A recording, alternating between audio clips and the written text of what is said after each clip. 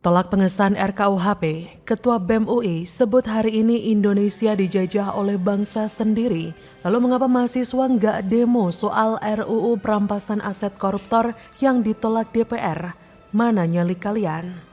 Jadi saat misalnya semangat RKUHP adalah dekolonialisasi, munculnya pasal-pasal seperti larangan unjuk rasa, pasal penghinaan lembaga negara, itu kemudian tidak sejalan atau bahkan menyimpang dari semangat awal RKUHP, yaitu dekolonialisasi dan demokratisasi.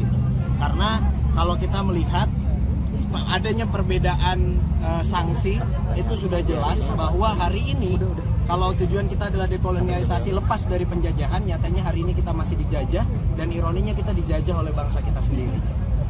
Tapi KUHP yang baru ini justru membuat mundur indeks demokrasi yang telah bagus tersebut. Masyarakat yang dulunya bersemangat menggebu-gebu untuk melakukan aksi unjuk rasa, kini ditakut-takuti oleh KUHP yang baru kita. Kasih satu contoh konkret, sekaligus menjawab pertanyaan para aktivis HAM yang mohon maaf keliru memahami pengaturan mengenai pelanggaran berat HAM dalam KUHP. Karena orang yang mengkritik ini mau framing di media, lalu mereka mengatakan bahwa ancaman koruptor turun. Padahal itu kan tidak fair. KUHP di seluruh dunia sama. Yang beda adalah ancaman pidananya. Jadi komentar saya singkat, ya. Baca dulu, pahami dulu, baru ngoceh. Undang-undang perampasan aset tindak pidana ini juga penting sekali. Dan terus kita dorong dan kita harapkan tahun depan insya Allah ini juga akan bisa selesai. Agar penegakan hukum yang berkeadilan dapat terwujud secara profesional, transparan, dan akuntabel, dan untuk meningkatkan kesejahteraan rakyat. Ketua Badan Eksekutif Mahasiswa Universitas Indonesia, BEM UI, Bayu Satria, menilai pasal 256 dalam KUHP terbaru yang memuat tentang aturan demonstrasi lebih parah dibanding versi lama. Bayu bahkan menyebutkan sebenarnya tujuan awal dari naskah akademik RKUHP adalah dekolonisasi dan demokratisasi. Namun hal itu tidak tampak dalam KUHP yang baru disahkan, termasuk soal pasal 256. Yang mengkritisi aturan di dalamnya tentang hukuman 6 bulan penjara bagi siapapun yang berdemonstrasi tanpa pemberitahuan. Menurut Bayu, semangat RKUHP tentang dekolonisasi tentu tak muncul dalam KUHP yang baru saja disahkan. Ia menilai hal itu juga terlihat dalam pasal lainnya seperti larangan unjuk rasa hingga penghinaan lembaga negara. Sementara itu Bayu menambahkan pasal 256 menjadi salah satu yang masih ditolak para mahasiswa sampai saat ini. Bayu menuturkan, kalau dilihat dari adanya perbedaan sanksi dan ingin terlepas dari rasa penjajahan, sudah jelas bahwa hari ini tujuan tersebut masih tak terwujud. Menurut Bayu, hari ini Indonesia masihlah dijajah oleh bangsa sendiri. Seperti diketahui pasal 256 RKUHP disebutkan setiap orang yang tanpa pemberitahuan terlebih dahulu kepada pihak berwenang mengadakan pawai, unjuk rasa, atau demonstrasi di jalan umum atau tempat umum yang mengakibatkan terganggunya kepentingan umum, menimbulkan keonaran, atau huru-hara dalam masyarakat dipidana dengan pidana penjara paling lama 6 bulan atau denda paling banyak kategori 2 10 juta rupiah. Sebenarnya gini ya, pasal 256 KUHP ini sebenarnya tidak membatasi atau pelarangan untuk berunjuk rasa, tapi lebih kepada agar ada unsur aman dan damai dalam menyampaikan aspirasi. Coba bayangkan jika demonstrasi tidak ada pemberitahuan dan ada kerusuhan, siapa yang bakal dirugikan? Siapa yang akan bertanggung jawab? Apakah mahasiswa mau bertanggung jawab? Tentu saja tidak, dan masyarakat sipil yang akan dirugikan. Jika dilihat para oknum mahasiswa ini tidak berniat menyampaikan aspirasi, tapi lebih kepada ingin menggulingkan pemerintahan yang sah. Karena jika memang ingin menyampaikan aspirasi, seluruh pasal-pasal yang kontroversi harus juga dipermasalahkan. Seperti halnya pasal pemotongan hukuman bagi pelaku korupsi. Mengapa mereka tidak mempermasalahkan pasal tersebut? Mengapa mereka tidak memprotes pasal pemotongan hukuman bagi pelaku korupsi? Mengapa mereka tidak mempermasalahkan pasal perampasan aset koruptor yang mandek? Apakah ini ada hubungannya dengan bohir pemasok anggaran demo untuk melengsarkan Jokowi? Pegiat media sosial Yusuf Muhammad juga mengkritisi aktivis mahasiswa yang gemar melakukan aksi demo dengan tujuan ingin melengsarkan kekuasaan Presiden Joko Widodo. Yusuf Muhammad mengkritisi soal isu yang dibawa para mahasiswa soal pasal demo yang mana seluruh tuntutan yang disampaikan sebenarnya telah dijawab oleh pemerintah dan DPR, bahkan oleh Presiden Jokowi sendiri. Menurutnya, ketimbang membicarakan sesuatu yang menurutnya sudah tidak relevan, mahasiswa sebaiknya justru mendesak agar Dewan Perwakilan Rakyat untuk segera mengesahkan rancangan undang-undang perampasan aset koruptor yang sudah 1 dekade mandek, tak pernah dibahas secara serius. RUU perampasan aset koruptor memang dicueki oleh DPR dan tidak masuk dalam prolegnas. Padahal hal itu sangat penting dan menjadi dasar untuk memberikan efek jerah pada koruptor. Saya berharap adik-adik mahasiswa bisa mendesak DPR agar bisa segera membahas RUU perampasan aset koruptor. RUU ini jelas berpihak pada rakyat, namun sudah dekade belum jelas nasibnya bagaimana. Pertanyaannya, mengapa mahasiswa ini tidak ada yang konsen dengan hal ini? Padahal mahasiswa kan sering koar-koar soal keberpihakannya pada rakyat. Tapi melihat kasus ini kok mandek, mereka bungkam. Cuma segini toh kualitas mahasiswa yang katanya berpihak pada rakyat? Benar-benar menyedihkan ya. Semoga saja kalian segera sadar diri, berbenah dan mulai berjuang dengan cara yang lebih elegan. Belajar dulu atau minimal lulus dulu deh. Jangan bisanya cuma koar-koar gak jelas. Bagaimana menurut Anda?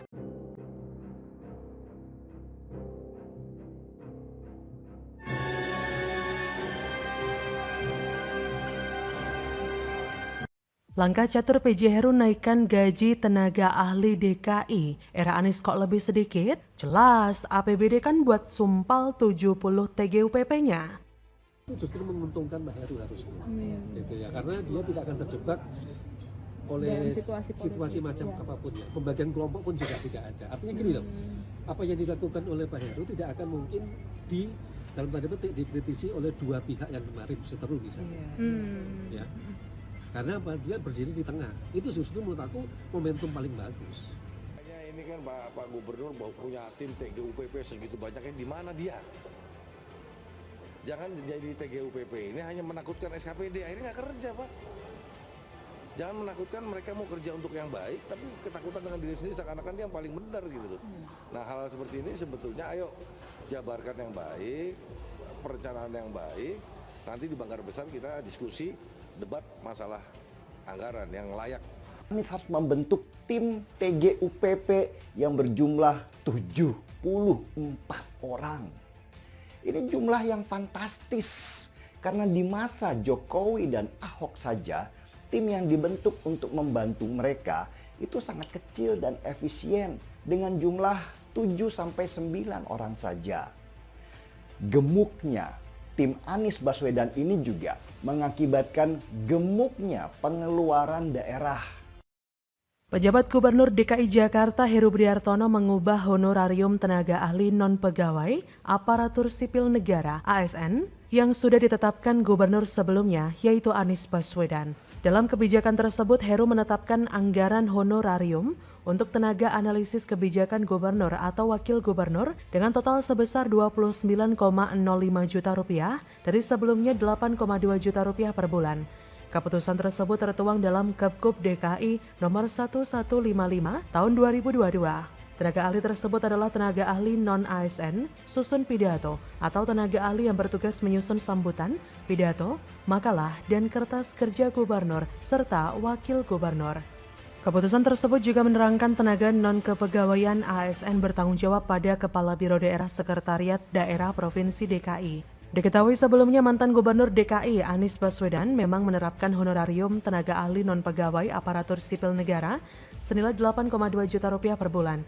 Ini yang menjadi pertanyaannya, kenapa gaji tenaga ahli era Anies lebih sedikit? Ya jelaslah, karena duit APBD DKI habis untuk bayar 70 TGUPP-nya. Dari awal menjabat, PJ Heru sudah berkomitmen untuk memaksimalkan seluruh komponen Pemprov DKI. Jadi jelas ya, kenaikan ini untuk tim ahli yang benar-benar ahli di bidangnya. Gak abal-abal, bukan semacam TGUPP, kerja kagak, ngebazar mulu, gaji gede pula tuh. Bukan duit operasional gubernur buat bayar gaji TGUPP, tapi malah pakai APBD buat ngegaji buzzernya. Jujur saya ingin bertanya, sebenarnya apa sih fungsi mereka itu? TGUPP bantu kerjaannya Anies.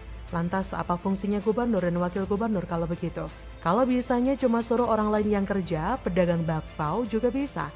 Tinggal kasih duit aja. Kalau bayar gaji pakai uang sendiri mah nggak apa-apa. Tapi ini pakai duit rakyat untuk bayar suruhannya.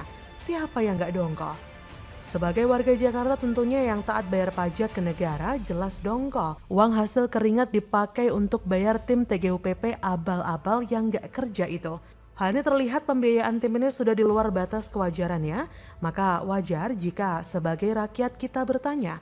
Jadi gubernur itu roadmap programnya harus jelas dong. Kenapa demikian? Karena ciri kepala daerah yang nihil prestasi adalah kepala daerah yang pandai mengelabui warga dengan retorika segudang, dengan mendapatkan gaji belasan hingga puluhan juta setiap bulan. Apa saja kerjaan mereka? Manfaatnya bagi warga DKI apa? Makanya sebagai warga DKI harusnya kita berhak bertanya dong, karena terlalu banyak pembiayaan abal-abal yang gak jelas di era Anies. Ini yang namanya legalisasi rampok uang negara. Untung saja TGUPP sudah dihapus di era Heru Budi. Jadi anggaran untuk gaji TGUPP bisa dialihkan ke yang lain. Salah satunya ya yang mengubah honorarium tenaga ahli non-pegawai ASN. Lagian PJ Heru mengeluarkan anggaran sebesar 29,05 juta bukan tanpa alasan. Karena ia tak ingin rakyat merasa tertipu dengan pidato-pidato Heru seperti yang dilakukan Anies dengan kata-kata manisnya. Bukan karena tidak mampu, Heru hanya tidak ingin ia dianggap sebagai gubernur tata kata yang selalu bertele-tele ketika berpidato tanpa ada kenyataannya. Bagaimana menurut Anda?